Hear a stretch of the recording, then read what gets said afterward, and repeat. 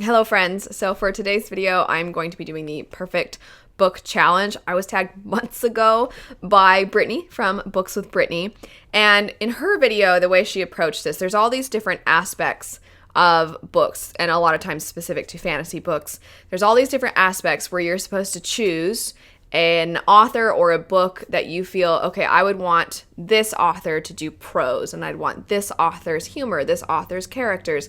And so you're supposed to combine all of these, your favorite things from various different books and authors. When Brittany did this, she had the intention of not picking any of the same authors for any of these prompts, and I'm going to do the same thing, which was so difficult. I spent way too much time trying to decide this book, which, how many of you are like that? Things that don't actually matter, you overthink to the extreme.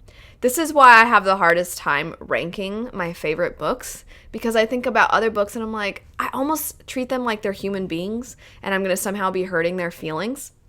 So then I'm like, oh, and then I get flustered and I give up and I'm like, never mind, I'm not going to do a video about my favorites because there's just too many, and what if I forget this one? And I overthink it a bunch. But anyway, I thought for far too long, and I bet if you asked me on a different day, I would answer these differently. But as of today, right now, these are the answers I came up with, and I'm going to read through the different prompts that you're supposed to assign an author or a book for, and then we'll get into my answers. So, reading them off, we have prose, world building, magic system, characters, plot, action battle, humor, romance, heroes, and villains.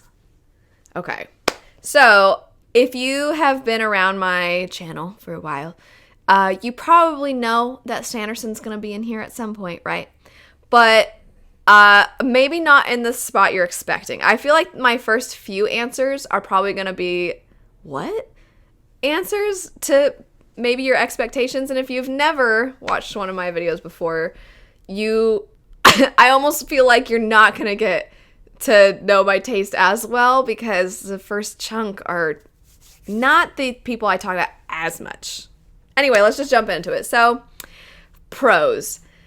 I know some people are prose snobs and they really care about the prose, and I don't as much. So I want the prose to serve the story. If it's a very intense world and there's a lot going on, I typically appreciate a slightly more simplistic writing style. Doesn't mean it's easy and anyone can do it, but I like the delivery to be a little more straightforward. And there are exceptions, of course, like Laini Taylor. She's got amazing prose. I think that in the book Queens of Innisleer, Tessa Gratton has beautiful prose. I have a whole video about fantasy books with beautiful prose. And ultimately, I had to think to myself, what's an author whose prose I really love and I think are beautiful, but perhaps aren't as flowery, where I could see it fitting into essentially any book, whether the world is super complex or not. So I had a tie for this one. One of them, I thought it was Giles Christian, but I heard someone say Giles Christian, so I'm not sure which way is correct, but he wrote the book Lancelot, and his writing is so beautiful. But I also included Marie Lu, which might come as a surprise to a lot of you. I think Marie Lu's writing in her other works, her more popular works, is a little more straightforward. But in The Kingdom of Back, which is not as loved by most people as me, but the amount of times that I just found myself so connected and emotionally, I had such a strong reaction to so many of the things, and I thought it was articulated so beautifully. Anyway, so the writing in that book in particular, in The Kingdom of Back, I loved that writing. But do you see what I mean about how if you're somebody who watches pretty regularly, those were probably not the answers you were expecting. Or maybe they were, I don't know. But anyway, before I continue on, please let me know your answers to all of these. I would love to know what your perfect book would be. And also make sure to check out Brittany's video, because her answers were pretty different from mine. Anyway, world building. I put Leigh Bardugo. I bet that surprised you, but there's just certain... Okay, my reason for this is I feel a sense of I'm home when I think about the Grishaverse. So even though I didn't end up loving King of Scars, I felt good being back in that universe. I was familiar with it. I felt like I knew it. And it's not it's not that epic in scope, but I don't know what it is. I find it cozy. So I also appreciate that she is able to write different books following different characters within this world within different places. And then she kind of, in a relatively short amount of time, at least I feel like I understand the culture of different places. And I feel like I understand why people behave one way in one place, or why they fear something in this place, or why this group doesn't like this group. I just feel like I'm familiar with it. Even if I haven't read one of her books in a while, I don't know what it is. It just kind of stuck with me, and I like the Grishaverse. I think it's really cool. I kind of want her to write an adult fantasy book in the Grishaverse. Does anybody else really want that? I think that would be really cool. But anywho, okay, so that was world building. Magic system. I'm going to say Andrea Stewart. So I feel like every single one of these that I'm answering it as if I'm about to tell you a secret. So I'm sorry for how dramatic maybe I'm answering these. But Andrea Stewart wrote The Bone Shard Daughter, and that magic system is cool. And it's also creepy, and it's really interesting and unique. It's one of my favorite parts about that book, and I can't wait for the next one because I want to see what's going to happen next. And it was so hard not to just say Sanderson because I love Mistborn's magic system. Who doesn't? I know some people don't, but I love Allomancy so much. But we'll get to an answer that is Sanderson later. Characters. I said Hiromu Arakawa, who wrote Fullmetal Alchemist. I believe that's actually a pen name. If I'm not mistaken, that's actually a masculine name, and the author is a woman, and she chose that name because she thought she'd be more successful with that, which, hey, we see that in a lot of works. But anyway, so Fullmetal Alchemist specifically. This one was tough. I wanted to put Joe Abercrombie here. I wanted to put Sanderson here.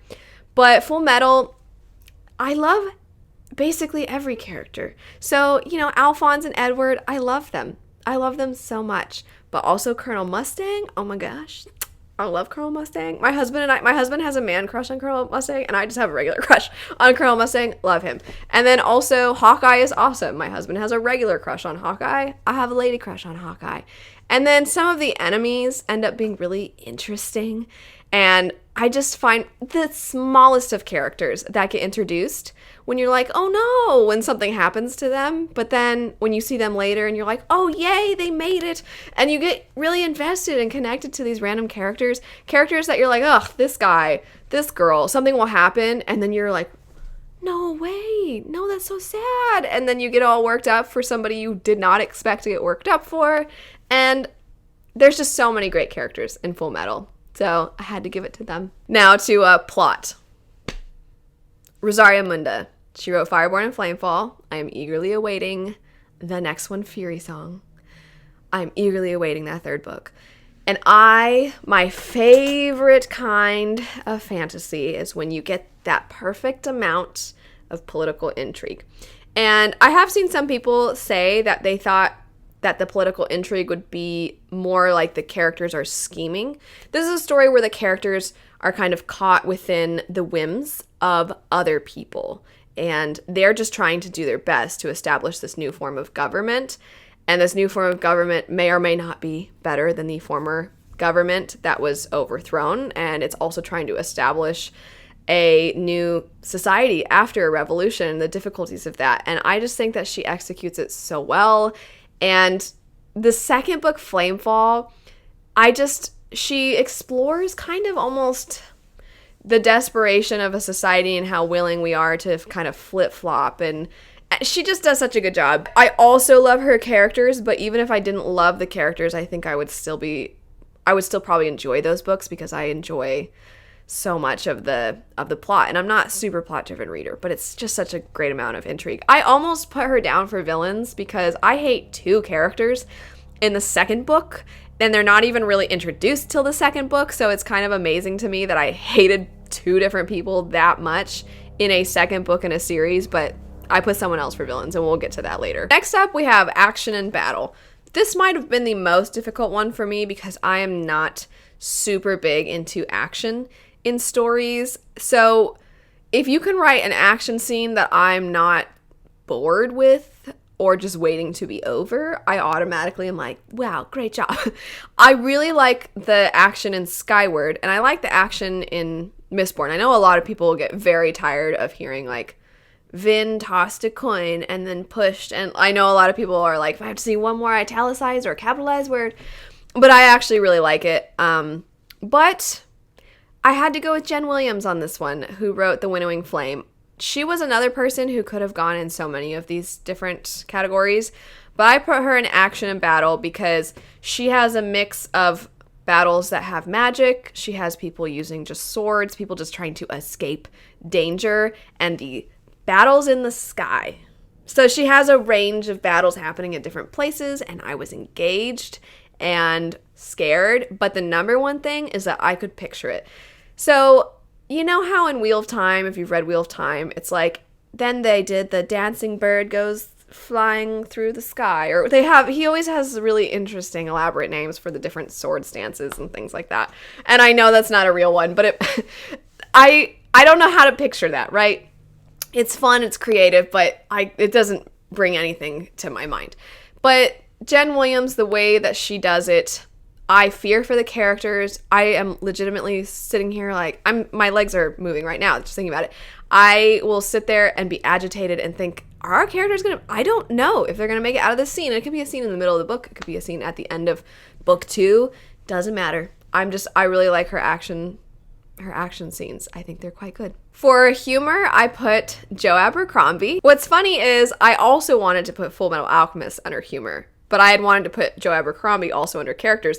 And Joe Abercrombie and Arakawa do not have similar stories whatsoever. So it's really interesting to me that those are the two standout aspects of their writing, in my opinion, and yet they're so different from one another. But I did end up putting Joe Abercrombie under humor. Romance, I'm cheating. I don't even care. I'm picking a video game and I'm saying Final Fantasy X because I always say it's the greatest love story ever told. Although, I gotta say, I've been playing Tales of Arise recently, which is another video game, and Alphen and Shion, please, they're so cute. Every time I'm playing that game, I'm like, any interaction between them, I'm always like, oh, are they gonna tell each other they love each other now?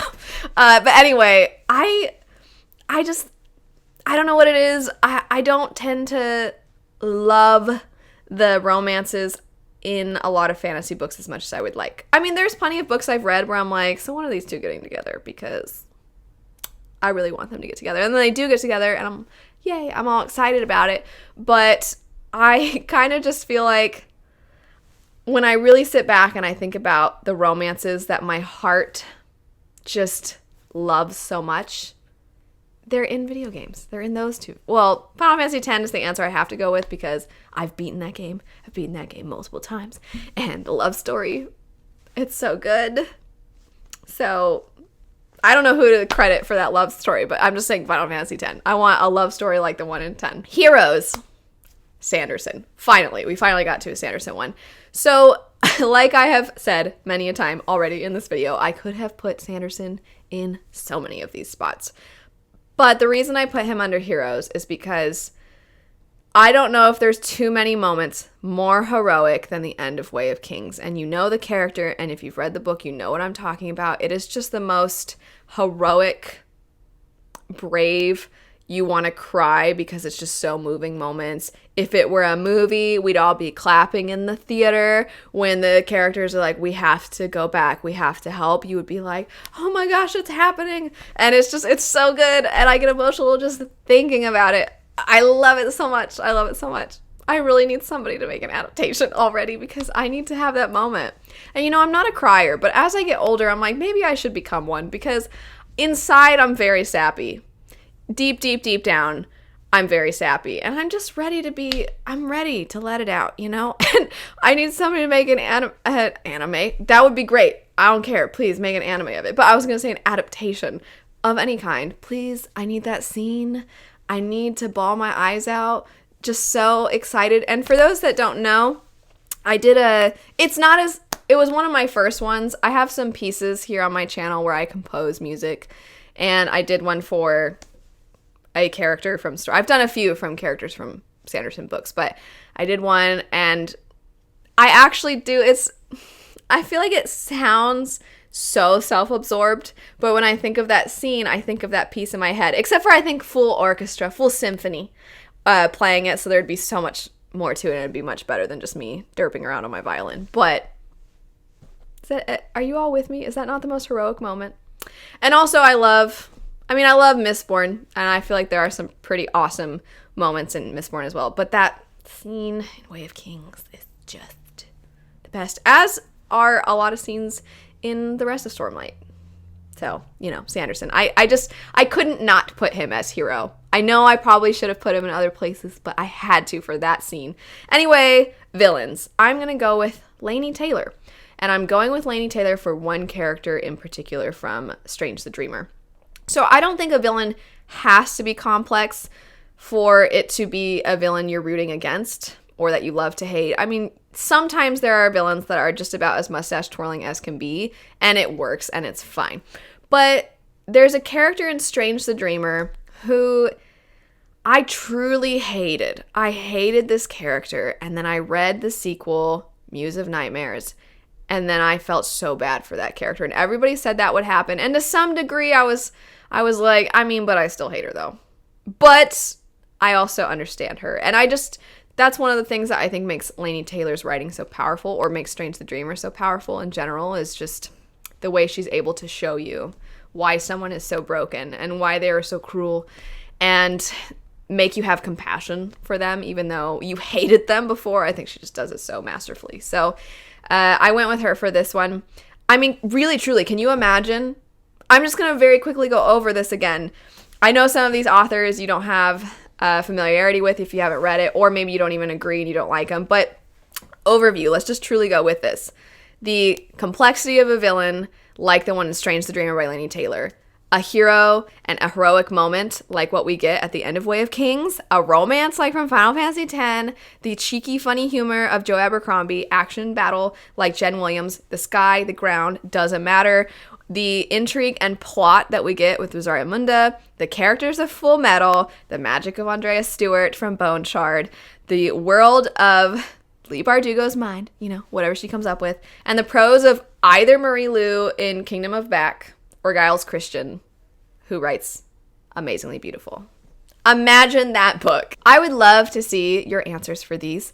I had the hardest time, but I'm pretty proud of those answers. When I really think back on it, I'm like, yeah, that would be a great book. That would be a perfect book. But anyway, I really would love to see your answers. I almost want to do this again, but mix it up and vary it up and be like, what about if it were like this? And do something else. I think that could be fun. But I don't know how many of you would care.